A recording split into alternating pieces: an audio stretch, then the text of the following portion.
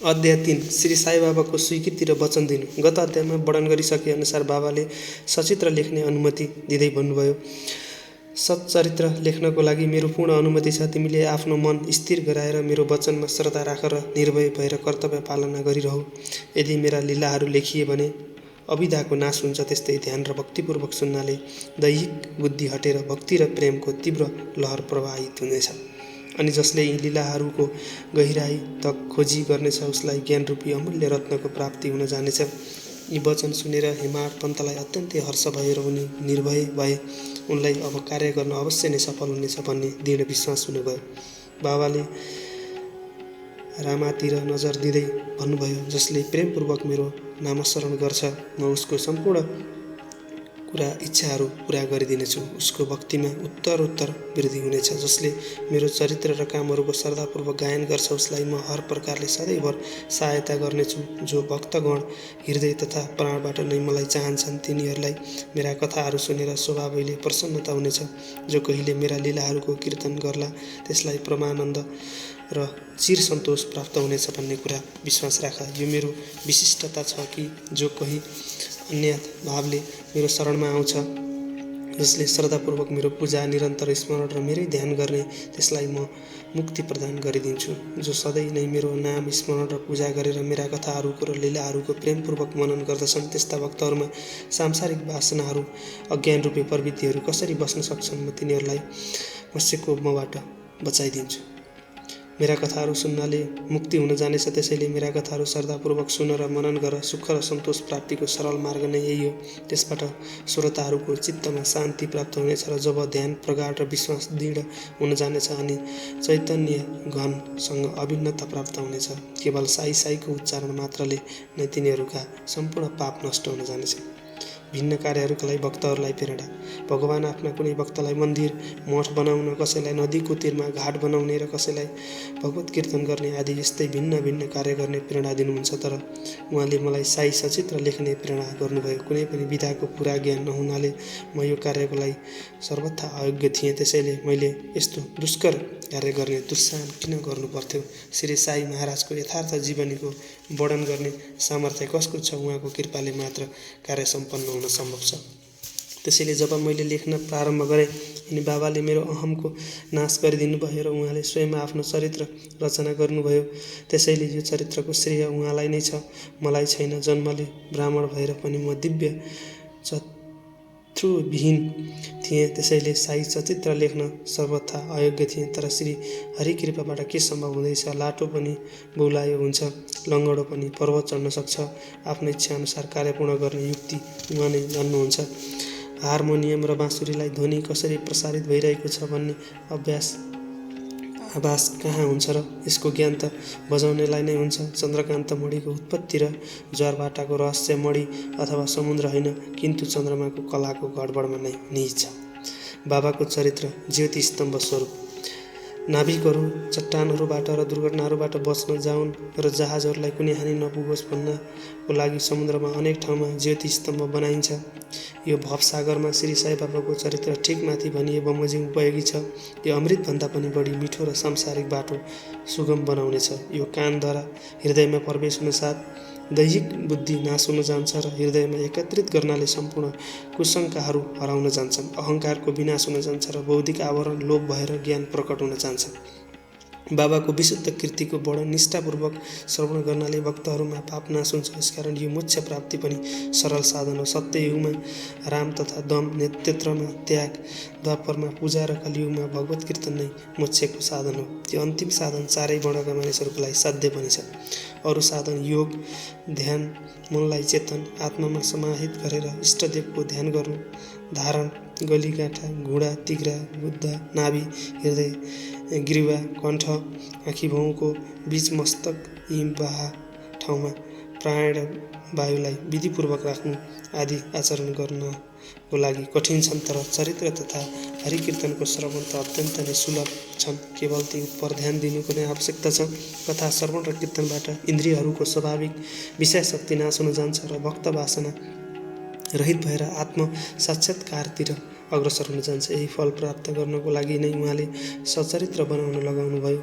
भक्तगण अब सजिलोसँग चरित्र हेरुन्, पढुन् र साथै उहाँको मनोहर स्वरूपको ध्यान गरेर गुरु र भगवत भक्तिका अधिकारी बनुन् अनि निष्काम भएर आत्मसाक्षात्कार गर्न पुगुन्। साई सचरित्र सबलतापूर्वक सम्पूर्ण हुन्। यो साई महिमा नै सम्झियोस्। मलाई त केवल एउटा निम्ति मात्र नै बनाइएको हो। मातृप्रेम। गाईको आफ्नो बाछोप्रतिको प्रेम सर्वविदितै छ। उसका स्तन सधैँ नै दुधले भरिएको हुन्छ। जब भोको बाछो स्तनतर्फ दौडेर जान्छ त्यति बेला दुधको धारा आफै प्रभावित हुन लाग्दछ। त्यसरी नै आमाले पनि आफ्नो बच्चाको आवश्यकताको पहिलो नै ख्याल राख्छिन्। ठिक समयमा आफ्नो दुध खुवाउँछिन्। उनीले बालकको श्रृङ्गार धेरै राम्रोसँग गर्दछिन्। तर बालकलाई यसको केही पनि ज्ञान हुँदैन। बालकको सुन्दर श्रृङ्गार आदि देखेर आमालाई खुसीको पारावार हुँदैन। आमाको प्रेम विचित्र, असाधारण र निस्वार्थ हुन्छ, जसको कुनै उपमा नै छैन। ठिक यसै प्रकारले सद्गुरुको प्रेम आफ्नो शिष्य उपर हुन्छ। त्यस्तै नै प्रेम बाबाको म प्रति थियो। उदाहरणको लागि त्यो प्रेम निम्न प्रकारको थियो। सन् 1916 मैले नोकरीबाट अवकाश लिएँ। मैले पाउने पेन्सन मेरा परिवारको निर्वाहको लागि अपर्याप्त थियो। त्यसै वर्षको गुरु पूर्णिमाको दिनमा म अरू भक्तहरूको साथमा सिरडी गएँ। त्यहाँ अन्डा चिन्डीकरले आफैले नै मेरा लागि बाबासँग यस प्रकार प्रार्थना गर्नुभयो, यिनीमाथि कृपा गर्नुहोस्। यिनले पाउने पेन्सन निर्वाह योग्य छैन। परिवारमा वृद्धि भइरहेको छ। कृपया अर्को कुनै नोकरी दिलाइदिनुहोस् ताकि यिनको चिन्ता दूर भएर यी सुखपूर्वक रहन्। बाबाले जवाफ दिनुभयो, यिनलाई नोकरी मिल्नेछ, तर अब यिनले मेरो सेवामा नै आनन्द लिनुपर्छ। यिनका इच्छा सदैव पूर्ण हुनेछन्। यिनले आफ्नो ध्यान म प्रति आकर्षित गरेर अधार्मिक तथा दृष्ट मानिसहरूको सङ्गतबाट टाढै रहनुपर्छ। यिनले सबैसँग दया र नम्रताको व्यवहार र अन्तःकरणबाट मेरो उपासना गर्नुपर्छ। यदि यिनले यस्तो प्रकारको आचरण गर्न सके भने नित्यानन्दका अधिकारी हुन जानेछन्। रोहिलाको कथा। यो कथा श्री साई बाबाको सम्पूर्ण प्राणीमाथि सम्मान प्रेमको सूचक हो। एक समय रोहिला जातिको एउटा मान्छे सिरडीमा आया। त्यो पुरै अग्लो, ज्यादै बलियो तथा सुगठित शरीरको थियो। बाबाको प्रेमले मुग्ध भएर ऊ सिरडीमा नै बस्न लाग्यो। ऊ आठै प्रहर आफ्नो चर्को र कर्कश ध्वनिकामा कुरान शरीफका कलम हर पढ्दथ्यो र अल्लाहु अकबरको नारा लगाउँदथ्यो। सिरडीका धेरैजसो नै मानिसहरू दिनभर खेतमा काम गरेपछि जब रातमा आफ्नो घरमा फर्कन्थे त्यति बेला रोहिलाको कर्कश पुकाराले उनीहरूको स्वागत गर्दथे। त्यसकारण उनीहरूलाई रातमा विश्राम मिल्दैनथ्यो। त्यसैले गर्दा उनीहरूले ज्यादै कष्ट र असुविधाको अनुभव गर्न लागे। केयौँ दिनसम्म उनीहरू चुपै रहे। तर जब कष्ट असह्य भयो अनि उनीहरूले बाबाको नजिक गएर रोहिलालाई मनाएर यो उत्पात रोक्ने प्रयास गरे, बाबाले उनीहरूको यो प्रार्थना उपर ध्यान दिनु भएन। झन् उल्टो गाउँलेहरूलाई व्यङ्ग बाणले रोप्दै उनीहरूले आफ्नै काममा ध्यान दिउन्, रोहिलातर्फ ध्यान नदिउन् भन्नुभयो। बाबाले उनीहरूलाई रोहिलाकी पत्नी खराब स्वभावकी छ, उसले रोहिलालाई र त्यस्तै मलाई ज्यादै दुःख दिन्छ, तर ऊ रोहिलाका कलमहरूको अगाडि उपस्थित हुने साहस गर्न सक्दिन, यसै कारण ऊ शान्ति र सुखमा छ भन्नुभयो। वास्तवमा रोहिलाकी कुनै पत्नी थिइन। बाबाको सङ्केतको विचारप्रति थियो। अरू विषयहरूको अपेक्षा बाबा प्रार्थना तथा ईश्वरको आराधनालाई महत्त्व दिनुहुन्थ्यो। यसले उहाँको रोहिलाको पक्षको समर्थन गरेर ग्रामवासीहरूलाई शान्तिपूर्वक थोरै समयसम्म उत्पात सहने सल्लाह दिनुभयो। बाबाको मधुर अमृतोपदेश।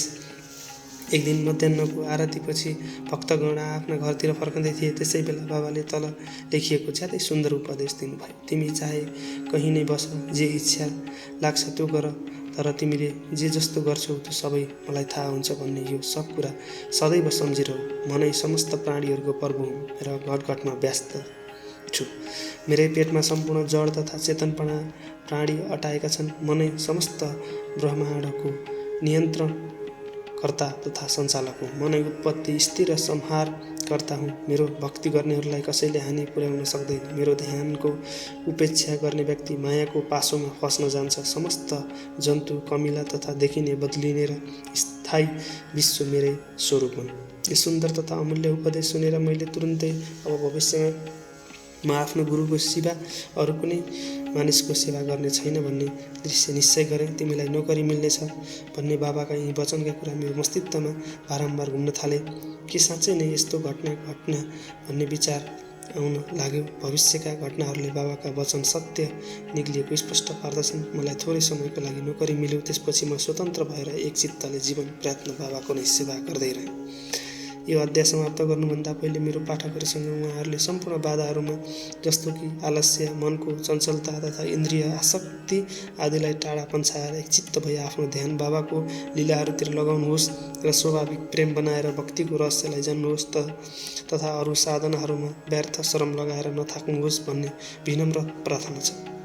उहाँहरूले केवल एउटै सजिलो उपायको पालना गर्नु पर्नेछ, त्यो हो श्री साई लीलाहरूको श्रवण।